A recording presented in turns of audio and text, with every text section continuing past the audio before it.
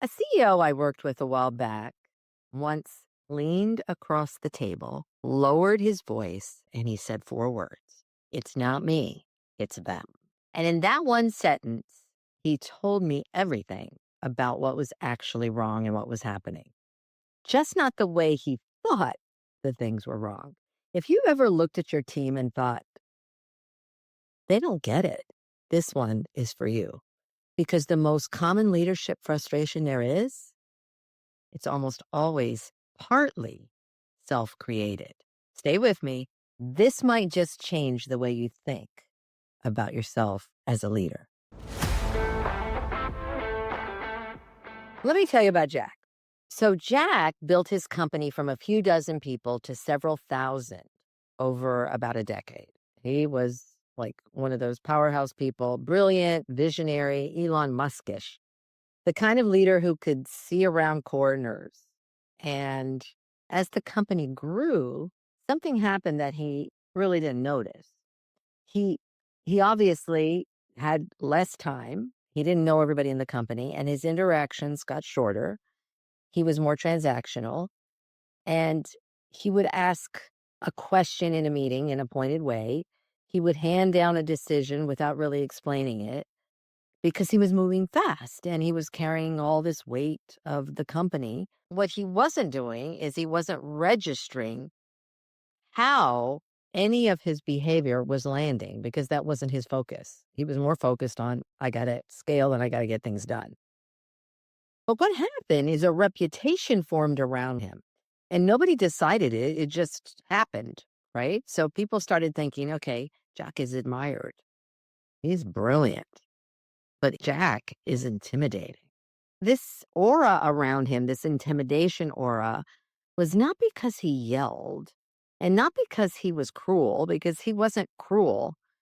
It was because the felt experience of him was sharp and it was impatient and he didn't pay attention to people and he was a little disconnected from people. So when I interviewed his team, they kept describing the same split. They'd say, he's impressive. And then almost in the same breath, they'd say, but I brace myself for what's going to happen when he walks in. It's like a tornado. So I sat down with Jack to walk him through his 360 feedback. So after I gathered all this feedback, I sat down with him and I was going to tell him, okay, here's what people are saying. As I was about to give him his feedback, he was really warm and open. So it didn't seem like he was worried about it. And he was actually disarmingly warm and open. And that's when he leaned forward and he said it quietly, like he was letting me in on something that was a secret, but it was obvious. It's not me, it's them. That sentence was the whole problem. That was the exact reason he wasn't getting what he wanted from his team. And I'll be honest, I'll be totally honest with you. Despite a lot of coaching, Jack never fully escaped this trap. That's how strong it is.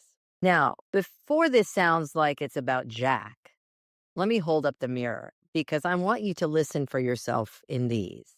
And so listen to these comments or these thoughts. My team just doesn't really get it. They don't see the bigger picture. They're afraid of change. I can't be the only one who sees what needs to happen.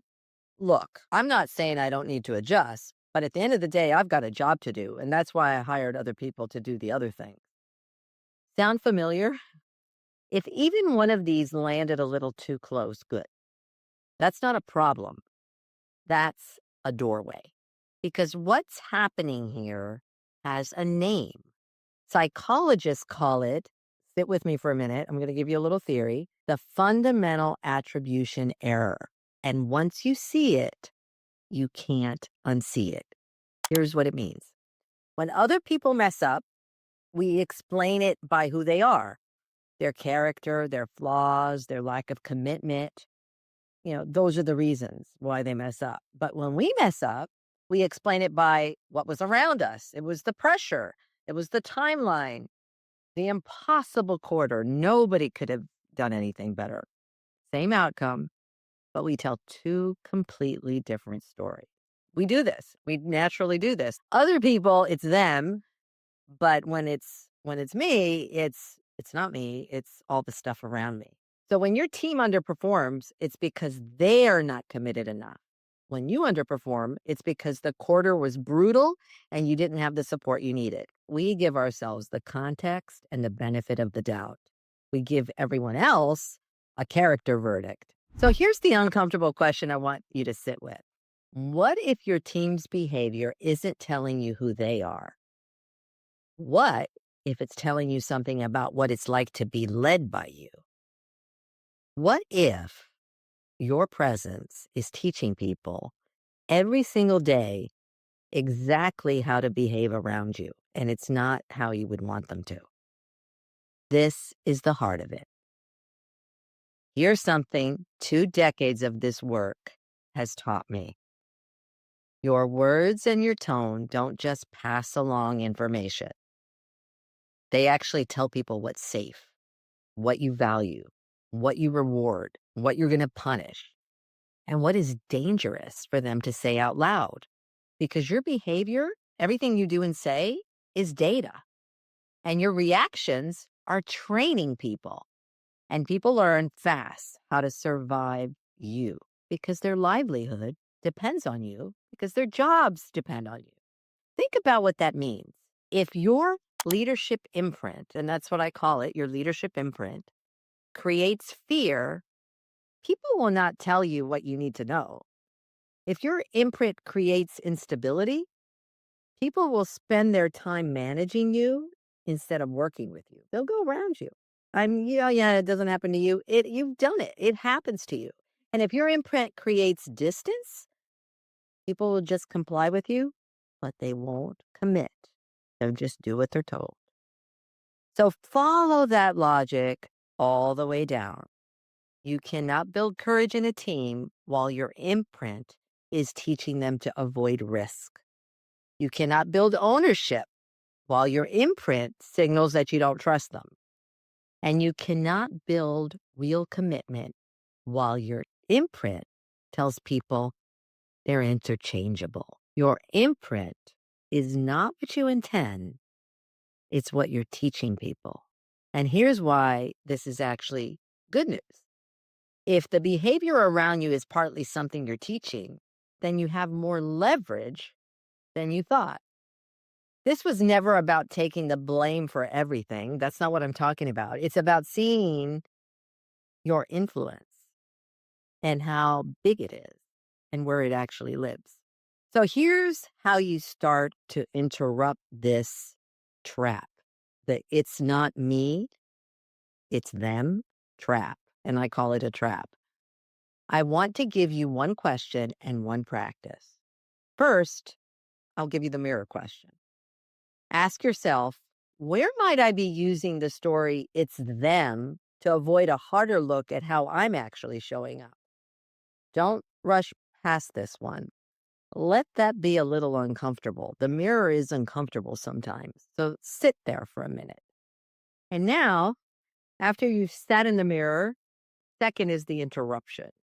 The next time you catch yourself describing someone on your team by who they are, they're lazy, they don't get it, they're resistant, stop. And instead, ask, what might be true about the situation around them, including my own presence, that I haven't considered yet? That's the whole move, from who they are to what's happening around them, from blame to leverage. Jack couldn't make that turn.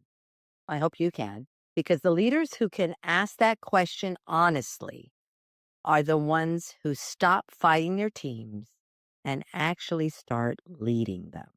If this shifted something for you or made you think, please subscribe and follow the show, because the next episode we go into the next trap, trap 2, and this one hides inside the very thing you're most proud of.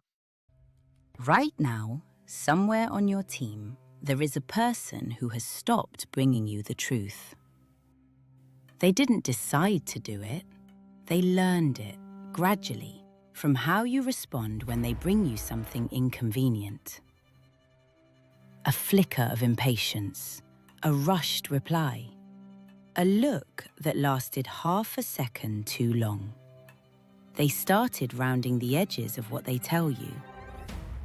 You haven't noticed. They have. Trap 2. People remember how it felt to be with you long after they've forgotten what you said. I'm Janet Ioli, and this is the Inner Edge. Remember that every single moment, you have a choice in what you say, what you do, and how you make people feel. Pause and make those choices intentionally, because every single moment, those choices are who you become as a leader. See you next time. Until then, pause, choose, and lead.